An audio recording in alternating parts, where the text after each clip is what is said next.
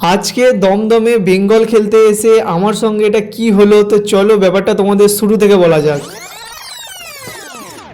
তো hello everyone, আমি সৌমেন। আর আজ সকালেই তাড়াতাড়ি করে রেডি হয়ে আমি দাদার বাইকে করে চলে আসি আমাদের সিঙ্গুর স্টেশনে। তারপর সিঙ্গুর স্টেশন থেকে আমরা সবাই মিলে ট্রেনে চেপে পড়ি এবং যত গন্তব্যের দিকে এগোচ্ছি ততই যেন আরও চিন্তা বাড়ছে।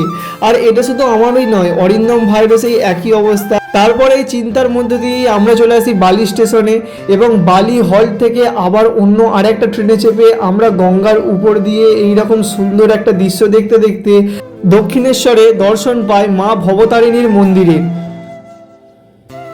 তারপর মন্দির দর্শন করার পর আমরা চলে আসি দমদম স্টেশনে। আর এটাই হচ্ছে আজকের আমাদের প্রতিযোগিতার গন্তব্য। আর সেখানে গিয়ে শুরুতেই দেখি আমাদের সমস্ত স্যারেদের সম্বর্ধনা দেওয়া চলছে।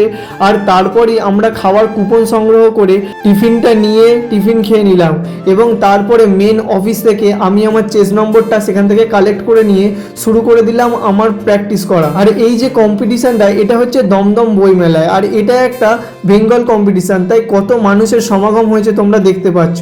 তারপর কম্পিটিশান শেষ করে সেটার আর ফুটেজ নিইনি, তারপর আমরা খেয়ে নিলাম এবং খাওয়া দাওয়া কমপ্লিট করে এসেই শুনি যে আমাদের রেজাল্ট বেরিয়েছে।